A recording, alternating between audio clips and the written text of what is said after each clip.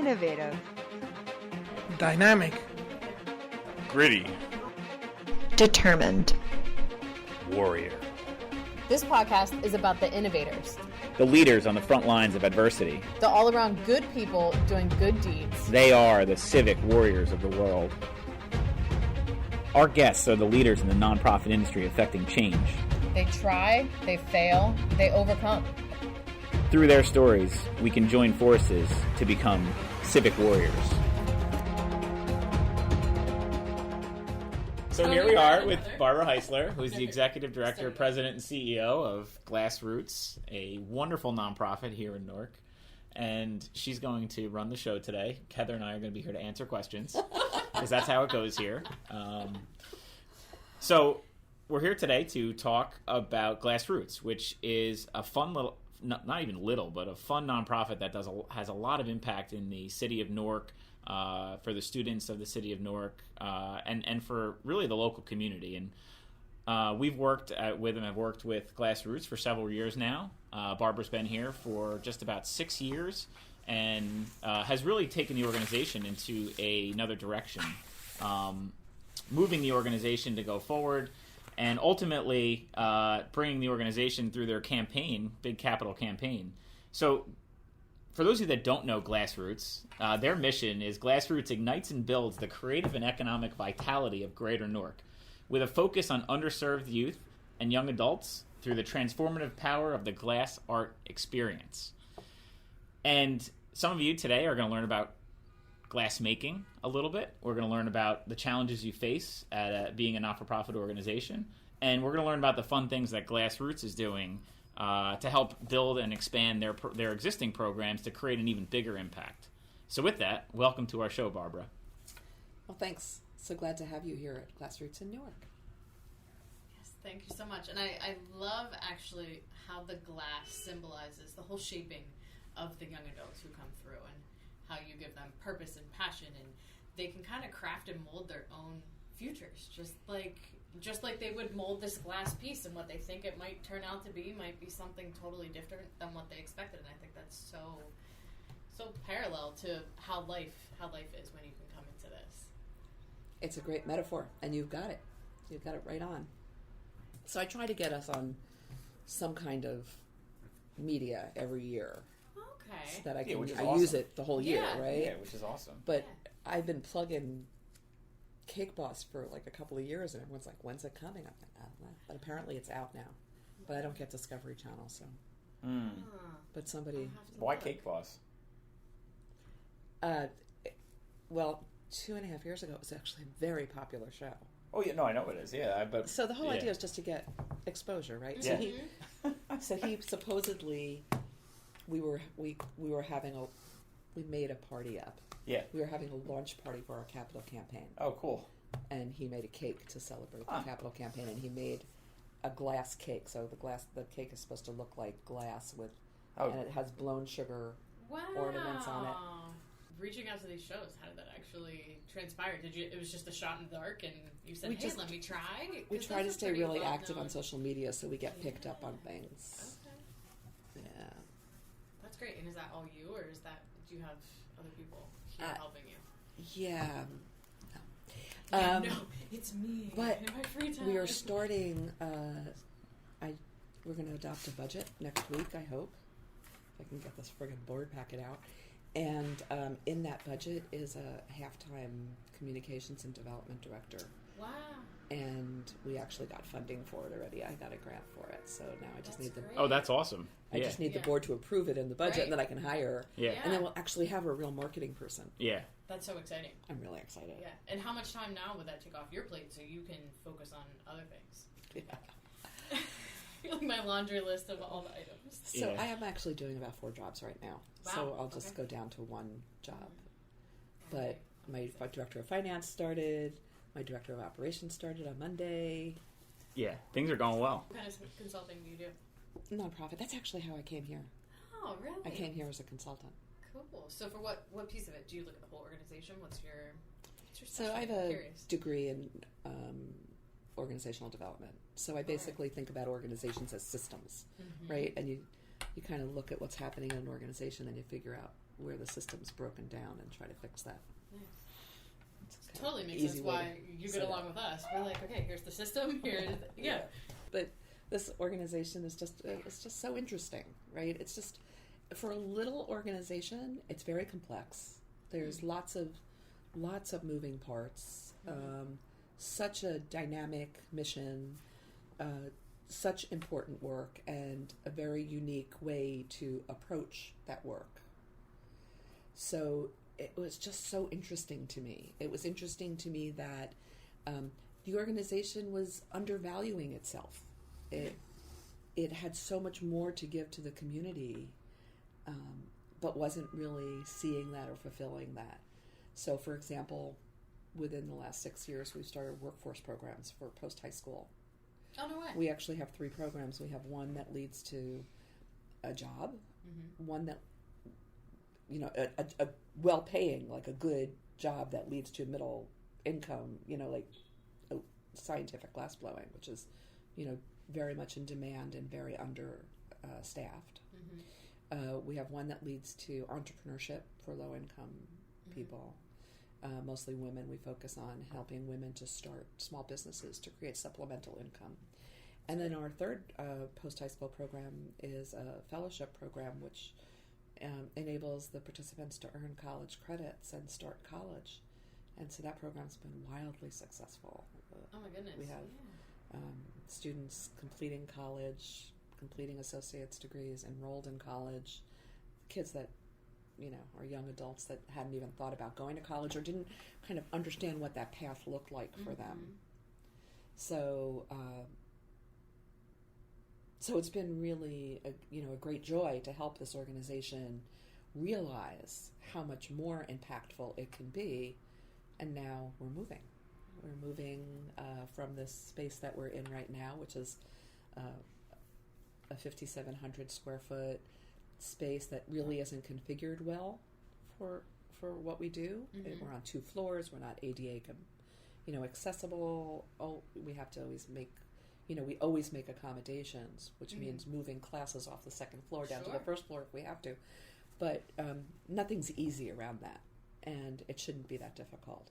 So we're moving to this incredible 25,000 square foot space. Oh my goodness, that's huge compared to where you are 5 now. times as big. So much. Just about a third of a mile from where we are, so we're not changing our neighborhood. We're not moving out of Newark, but we're creating a new destination in Newark, a new place for not only the community that we serve to be able to take advantage of all of what GlassRoots has to offer, but a new place for people not familiar with Newark to come to see glass blowing in action, to visit incredible glass galleries, to see our gift shop, to just participate with us in brand new ways. So it's really exciting. That's awesome. So when are you moving?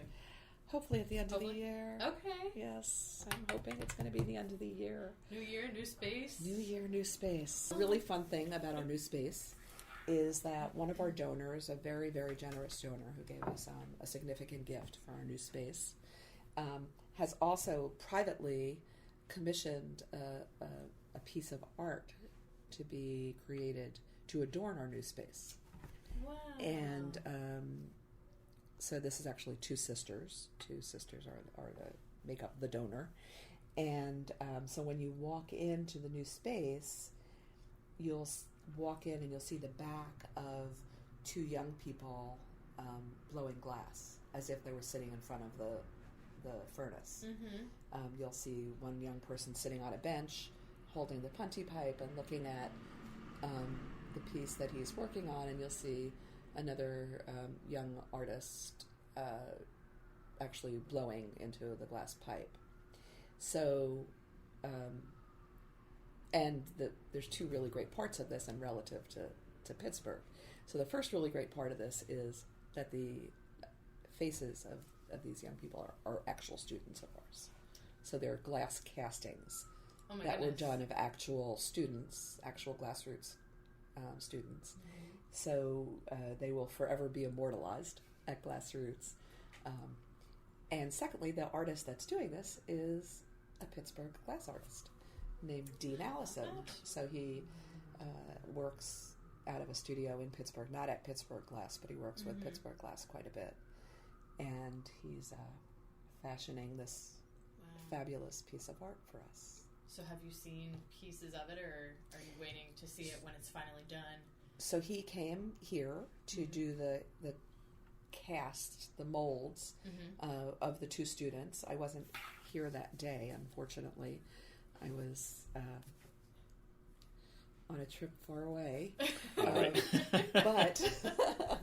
But luckily I got to see the photos because with amazing foresight, our donor also commissioned a photographer to document The Oh, whole that's process. awesome. the whole process. How Yeah. fun. Yeah. Right. So you can see that on our website. Okay. We have under support, it's called Dean's Blog. Okay. And so some of the photos of Dean doing the casting work and subsequent pieces. He's now working with the molds that he made, and I think there's some pictures up there now of him manipulating the molds, because basically what he'll do is he creates these plaster molds, and then he pours wax into them to create a wax version of the sculpture, and then he sculpts it. He because not everything comes out as crisp and as clean as he would want. So he, as an artist, will go in and sculpt pieces to make it That's work. incredible. And then he creates another mold from the glass mold, and then that's what the wax will the glass will eventually, the wax will melt out, Right. and the glass will be poured into it, and that's what will create the glass casted sculpture. Wow. That's going to be exciting. So It's how really big is exciting. this structure going to be? So it's going to be on a 5 foot by 7 foot plinth. Okay. The sculpture itself will be about 3 by 5, Mhm. and it won't be their full bodies. It'll be, you'll see a person sitting on the bench, but you won't see her feet and Yeah. socks Yeah, and yeah. sneakers. That's okay. You'll have to imagine Yeah. that piece. Right. Of it. Yeah. This is exciting. Yeah. Right? That's why I said, times are changing, and it's exciting as us. Just every year we come in, we always hear more and more, and as you're getting deeper and deeper into this, and it's exciting to hear that you're going to move into a space 5 times as big, that you're going to be able to do 10 times more than you're doing, which is Well, I have to tell you that at one point, my staff said, it's just not big enough, and I kind of looked at them incredulously. yeah. Said, Oh, the new space? Wait a minute. Yeah. But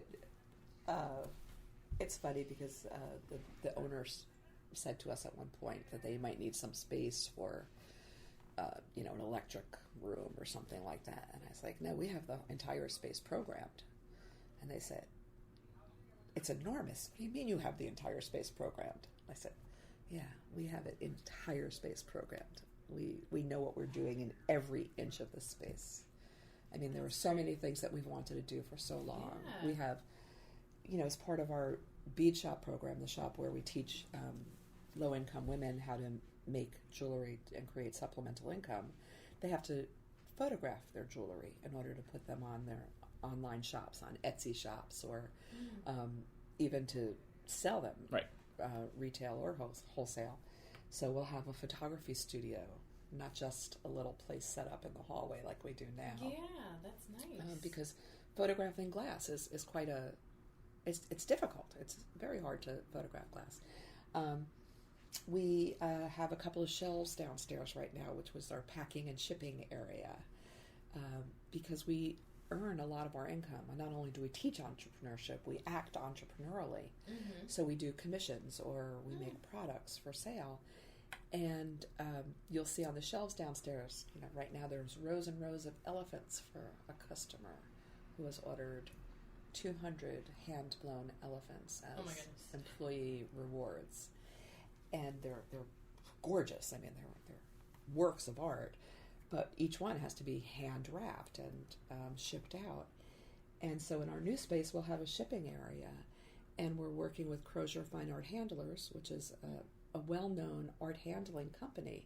And this will be an entree point for young people to learn more about art handling and perhaps get into Crozier Fine Art Handling's training program another career path. That's so great. So everything has a purpose. There's not a wasted inch of space in this. That's so exciting. That's so great that you've just thought out every single piece of it. Oh, it's great.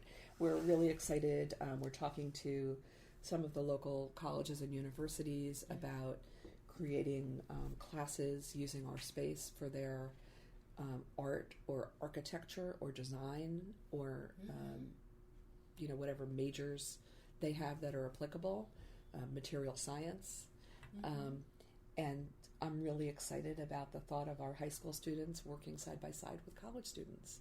I mean, I want that's our another high school intangible students. that you can't measure, but that's role models without being role models, which Absolutely. is fantastic. Yeah. You know, we want our kids to see Yeah. themselves in college. Yeah, this could be me. This could be, Exactly. I'm So reading we're your really wall. It excited says a about leader that. is one who knows the way, goes the way, and shows the way. So yeah. Oh, And- yeah. Yeah. Well, that's our hand in hand with that. Yeah. Yeah, I mean, it's really our summer leadership program is that's a Oh, leftover from okay. our summer leadership Nice, program, and I mean, I get the most important thing to know about GlassRoots is that while we love the glass arts and we think they're amazing, for us they're a vehicle. They're a vehicle to changing people's lives. And, whether we use them hands-on, like scientific glass blowing or the bead shop, or we use them as a metaphor. For example, in our youth entrepreneurship program, all of our young people over the course of a year learn all about entrepreneurship. And at the end of the year, they present their business plans for businesses they've created using glass as the business. It's amazing. Now, they don't need to actually create, I don't think any of them, or maybe a very small percentage, will go on to actually have glass-based businesses. We have had students that have graduated, and one young woman created a business making barrettes and other kinds of hair accessories. And she actually went on to keep that business going after her program. But most of our students, the point is not for them to create a glass-based business. The point of them is to understand what business and entrepreneurship entails, what it means to be a good employee, what it means to be an entrepreneur, how you make a living in this gig society we have, what you need to do to prepare, what college plays as a role in that, or what apprenticeships or internships, things that a lot of our young people here in Newark never hear about or think about. We use our glass programs to introduce them to whole new worlds. Yeah, and it's a fun way to do it. It's a fun way to do it. Yeah. Just be so creative about it too. And I It is, and we literally introduce them to new worlds too. I mean, you'd be amazed at the number of our students who have never been to New York City. You can see it across the river, yet you've never been. So students in our fellowship program will get them a MTA pass and give them instructions on how to meet us at a museum. And they have to get themselves figure it there. out. Yeah. But it's funny because most of the folks that we've been talking to, which is, I think the common theme, and one of the things I think you hear a lot in the nonprofit world is just like a sense of community. And I know that just in any, one thing that really gives people kind of like hope and drive is not necessarily like themselves, but it's the community around them that, okay, now I'm around other people who are doing the same thing in the same boat as me.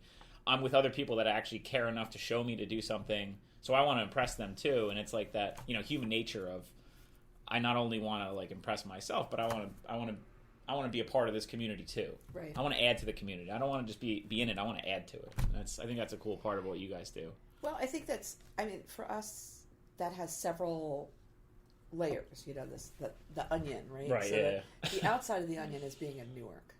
And Newark is an incredible community to work in.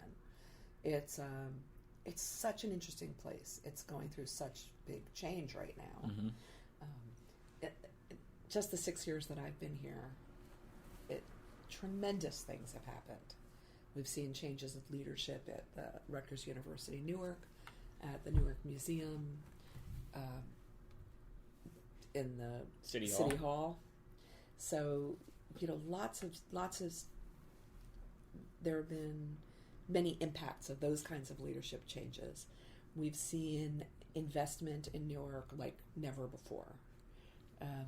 I bought my kitchen table in the 1980s at the Haynes department store, which in 2003, when I was in Leadership, New Jersey, I took a tour of this decrepit building that, at the time they were going to develop it into a single unit occupancies, like SROs, and I was really nervous about that. Fortunately for the city, I think, unfortunately for the developer, that fell through, and the building lay dormant for another 10 years. But in 2013, around the time that I came, a group of investors came in, and that is just a centerpiece of a new city now. In the Haynes building, there are banks, there's a pet shop, there's a beautiful kind of boutique wine shop, there's a Whole Foods, there's a citizen action organization, there's a WeWork kind of organization, there's residential units, and 20 of the units are filled by people that work at Audible, which has made an incredible investment in the city. Yep. It's kind of symbolic of what's happening here.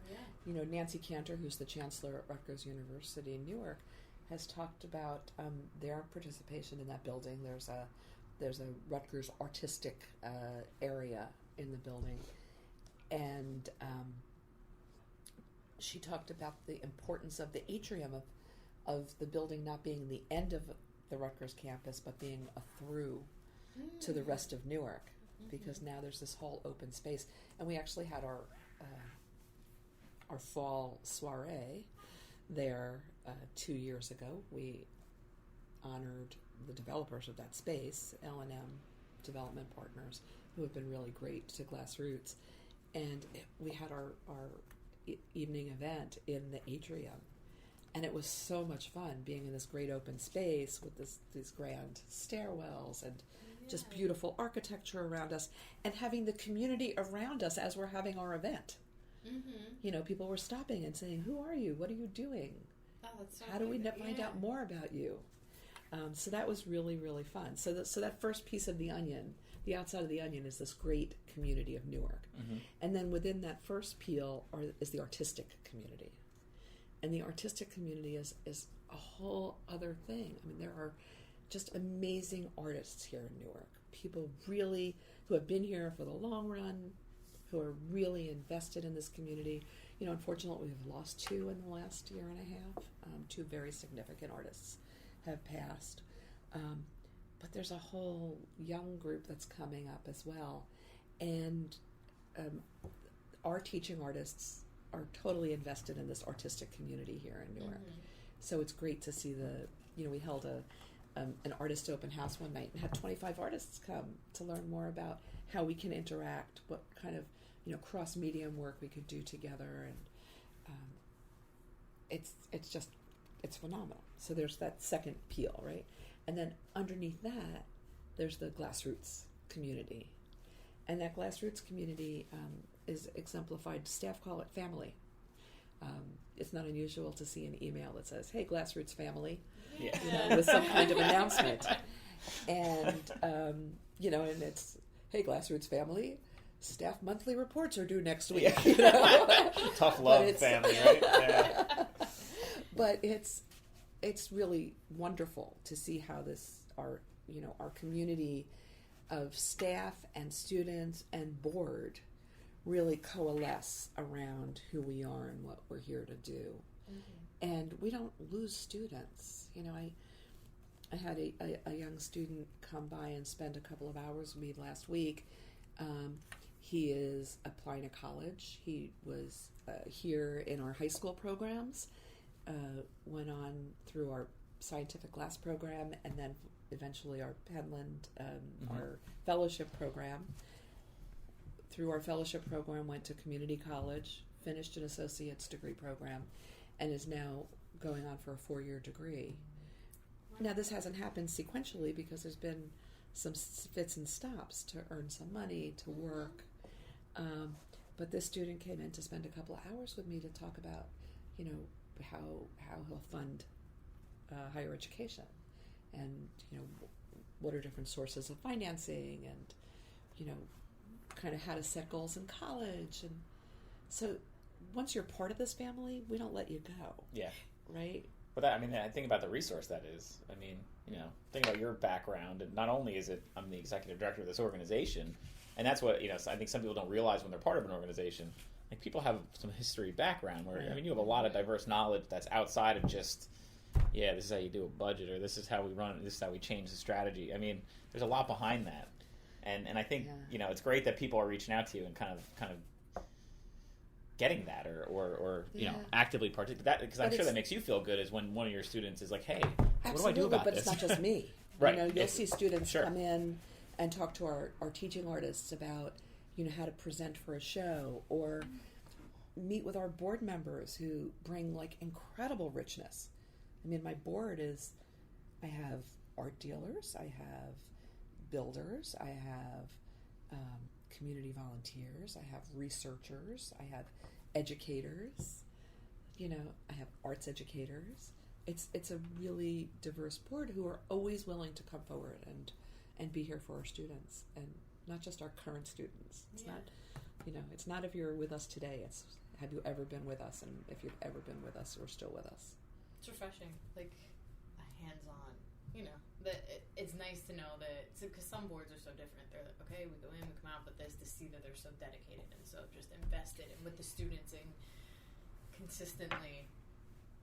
Well, that's a process too, yeah. That's a process too. Part of it is, and this is not about this board, but there's a whole piece of, people don't come to a board to come to board meetings, right? Yeah, and kind of make decisions. So there's some investment, of course, and there's always this tension in nonprofits about,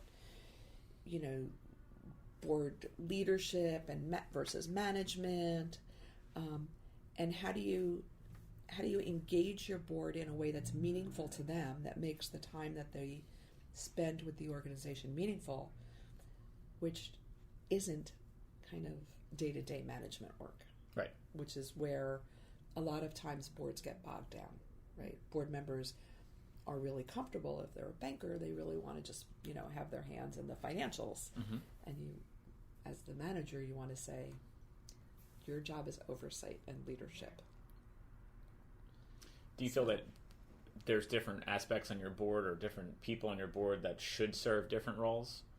Or do you feel that, just based on your comment, that the most important thing is their, not necessarily role on the board, but their investment in the organization? What do you feel on that aspect? Like, so, you hear sometimes that, like, oh, well, you can either bring, some wise person once told me, you can either bring, your board members should bring either wealth, wisdom, or work. You have some people that are going to do the work, some people that are going to bring money, and some people that are just smart.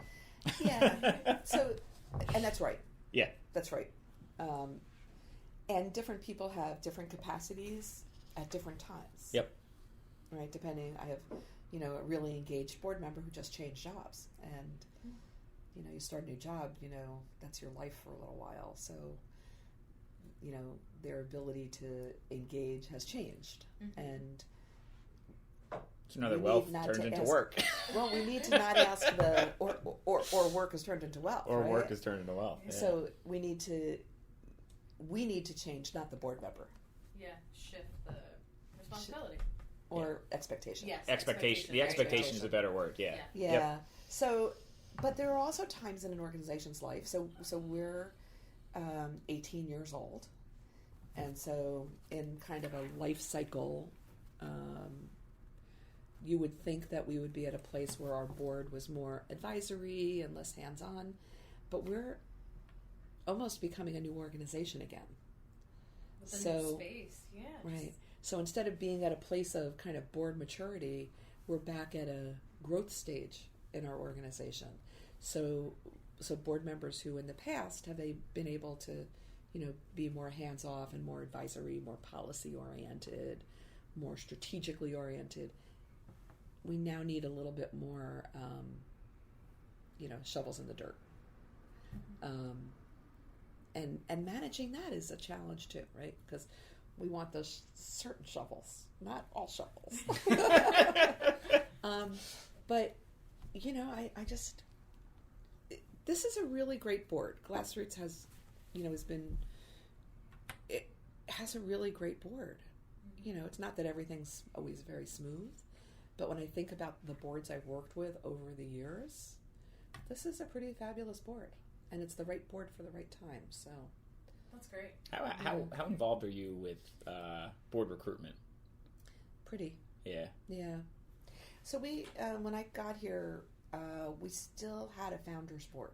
So 6 years ago, 13 years in to our organization, the majority of our board was the original board. Yeah. And there was very little diversity on it, socioeconomically, racially, age-wise, and particularly geographically. Mm-hmm. We really didn't have anyone on our board that lived in Newark. Right, which is super interesting if you think about it. It was a full suburban board. Yeah. Now that was really important at one time in this organization's life, and I think about what Newark was like. 18, 19 years ago, there weren't a lot of resources to pull on, or the resources in Newark were otherwise engaged. I mean, there's a lot going on in Newark. So, the ability of suburban people to kind of really be invested in the future of Newark and the future of young people in Newark was interesting and important. But as the organization grew, it's also time to get investment of people in the community. So a big piece about 6 years ago was to really focus on all of those diversities. Mm-hmm. So we are now much more diverse racially and ethnically, age-wise, gender-wise, and geographically. And it's something we're really proud of, but it's been a lot of work. It's a lot of work. It's a lot of work. Board recruitment is a full-time job sometimes. We've also, we reorganized our board so that we have a governance committee who's responsible for doing that kind of outreach and helping to not only cultivate but then educate board members, because a lot of times where it falls flat is you get somebody good on your board and then nobody is involved with them. So that's a problem. I feel strongly that boards need to manage themselves, but that doesn't mean that I'm not very involved with the board. As a matter of fact, I'm going to leave you at 4:00 to go meet with a board member. Another cup of coffee, because in the afternoon I really need one. Oh yeah, join the party. Number 3 of the day.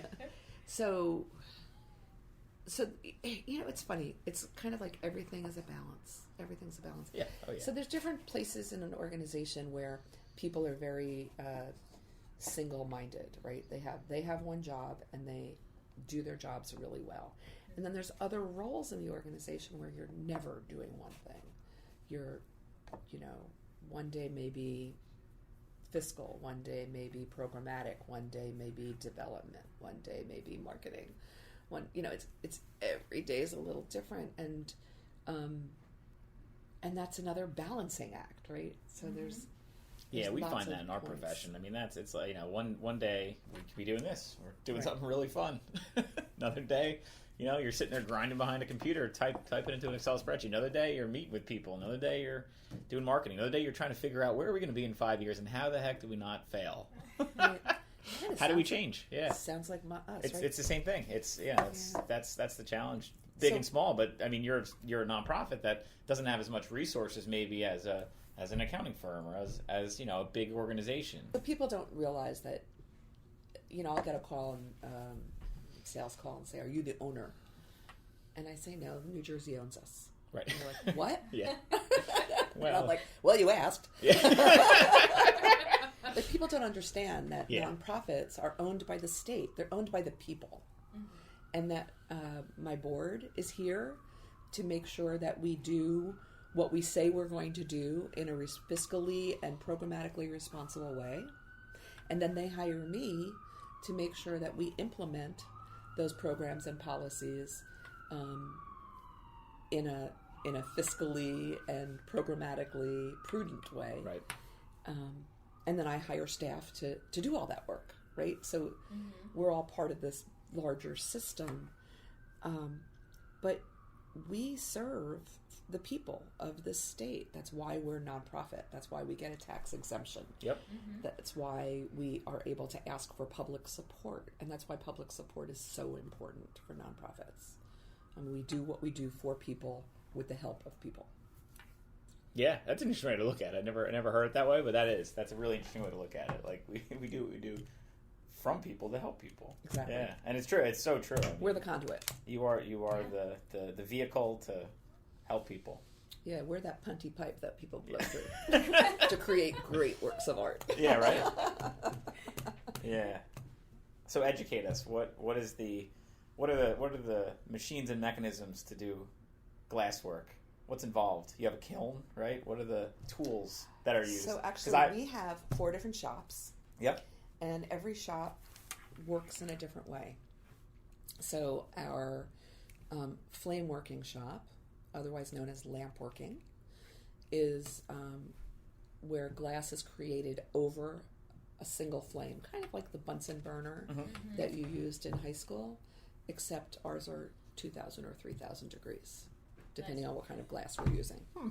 So it's an open flame, and you're manipulating glass on a small, we call it a mandrel, but if you can imagine a thick piece of wire, right? And so if you're making a bead on a mandrel, you're wrapping the molten glass, the glass that's kind of in a honey-like form, around this mandrel, and when you take the mandrel out, that's how you have the hole in your bead to make a necklace. Okay, that's the best way to think about it.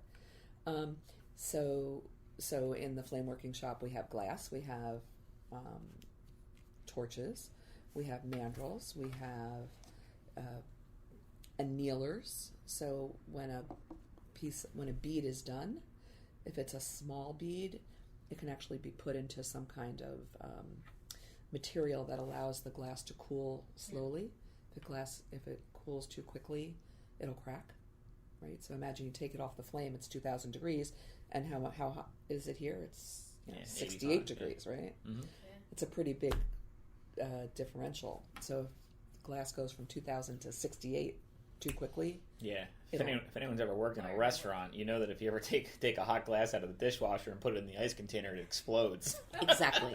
And that's why. Yeah, been there, done that. There you go. Yeah.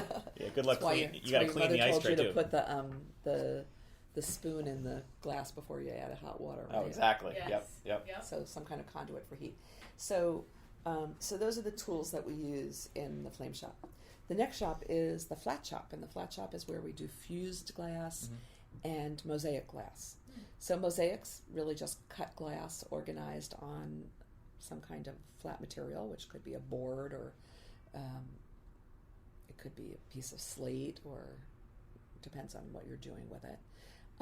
But fused glass is cut glass that's organized onto another piece of glass, and then it's put into a kiln and heated to about 2,000 degrees. So 2,000 is kind of the magic number, and that's the number where glass becomes liquid, the glass becomes molten, right? So actually a fused glass piece, you wouldn't necessarily always go to 2,000 degrees because you don't necessarily want it to become liquid. Right. You want it to just fuse or tack. So sometimes it's a lower heat just so that it creates the bond, and sometimes it's a little higher so that the pieces of glass that you're laying onto the clear glass actually become one. And so you work with all kinds of clippers and cutters, and one thing is called an eyeball and one thing's called, I don't know. There's great tools, great names for all the tools that you work with in the glass shops. But we have some pretty great instructors in our hot shop, which is our glass blowing studio. Yep. So our glass blowing studio, guess what temperature our furnaces are? 2,000 degrees. 2,000 degrees, Wow. because that's the heat at which glass stays molten. It stays.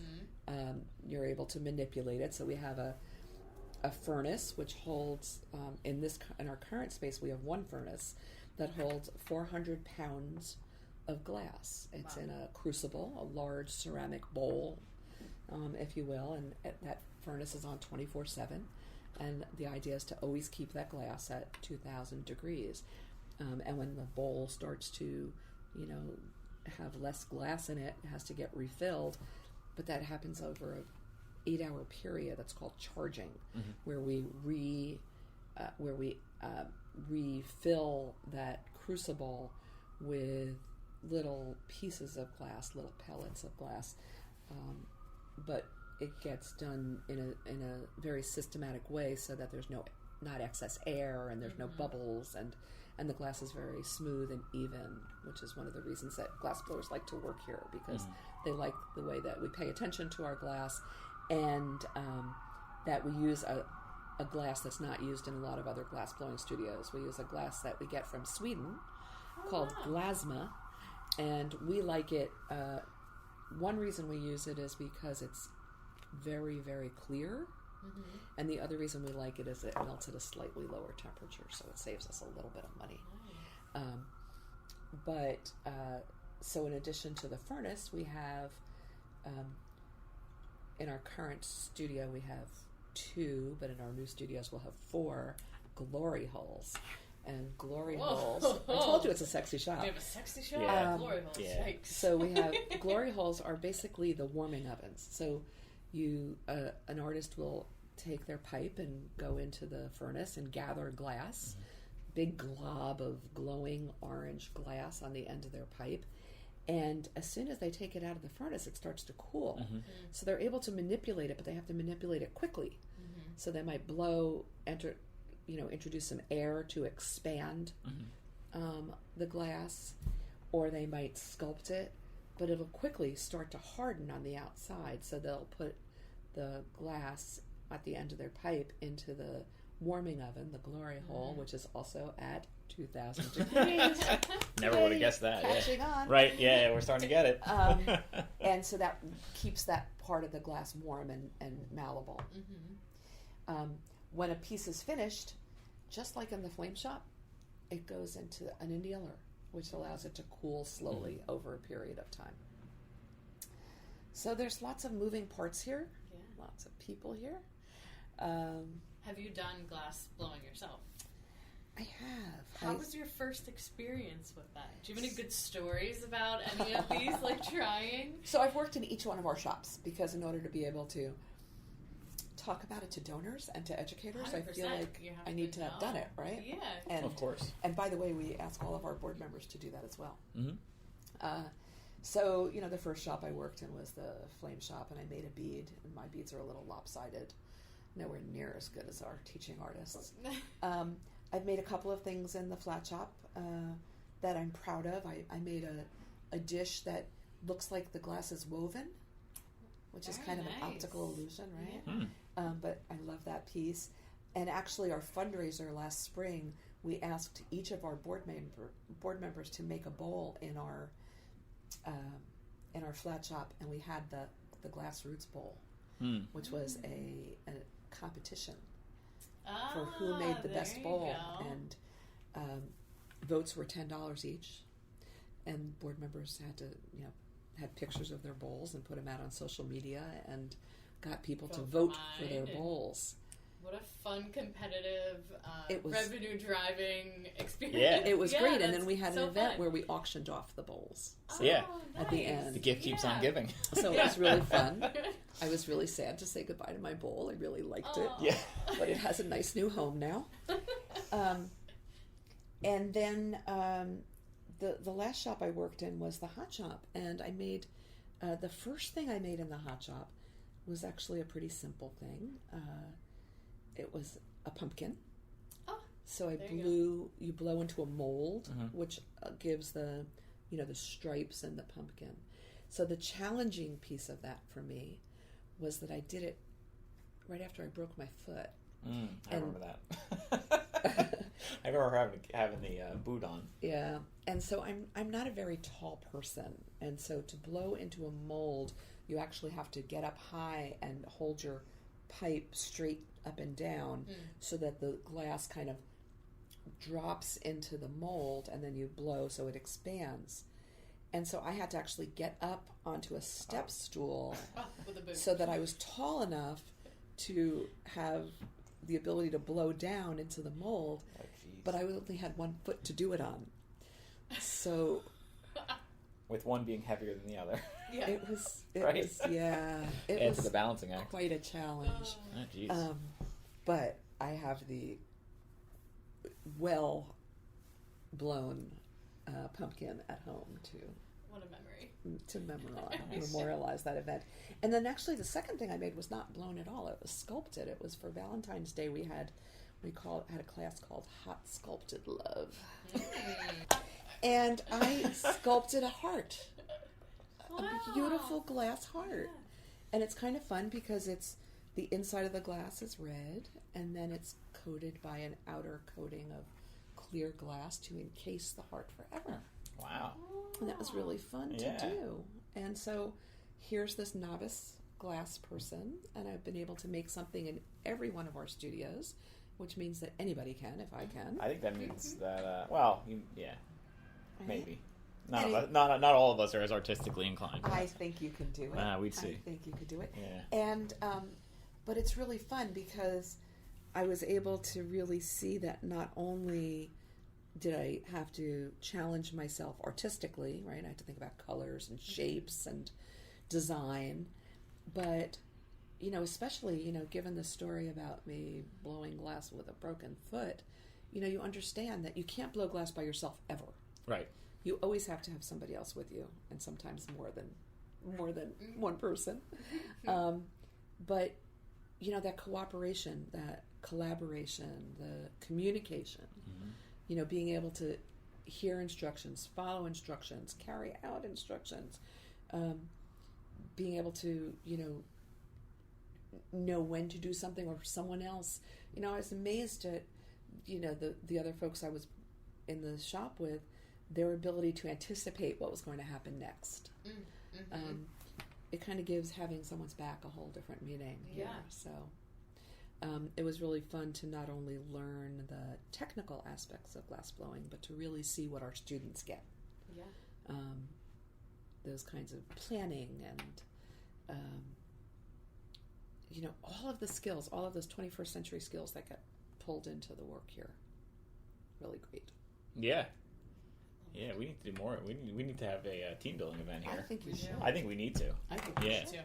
We do that. We do corporate team building. We love doing that. There you go. Oh, Heather's going to go back and be like, I have a great idea. I mean, if you imagine in our shop, Yeah. if you're planning out a mosaic together or a fused glass piece together, there's different roles that people have to take, and how people adjust to those roles, how people take instruction or give instruction or carry out as part of a team. It's all very much related to everything we all do every day. Personality management. While you're blowing glass. No. Yeah, right? That's great. I mean, I guess it's important to know that we're, not only do we serve the young people, youth and young adults in Newark, but we're open to the public. We have public classes. We have classes that you can take in the evenings and weekends. And once we're in our new space, we'll have actually even more of those. One of the most exciting things in our new space is that our worker space, which will be an open space, unscheduled studios time for people who have done any class in our studios, will be able to access the worker space and come and do making, not necessarily in the formality of a class. So that's really exciting. The classes we offer for young people in Newark are all sliding fee scale. Everyone pays something, but no one is ever turned away because of an inability to pay. So that's why we fundraise. So we always appreciate individual gifts, foundation gifts, corporate gifts, partnerships, whatever ways people want to support us. Our website always announces what's going on.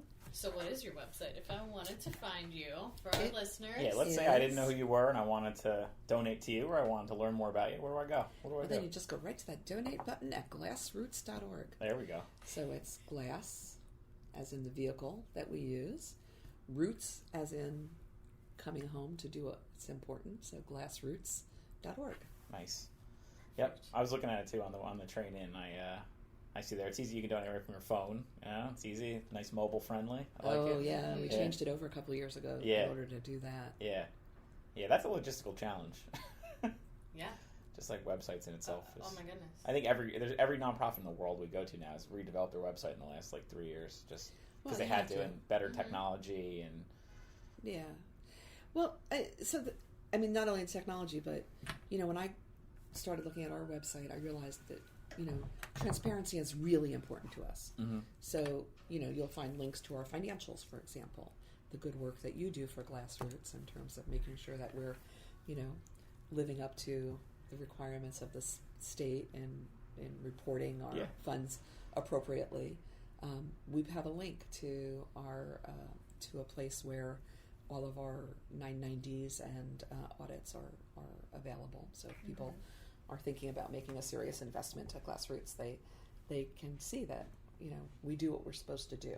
Yep. Sure. So, fully transparent and not hiding anything. Everything's in the public. And I know. it's I'm important. always talking to Brad and saying, I probably shouldn't say this to you because you're our auditor, but hey, this is what's going on. Yeah.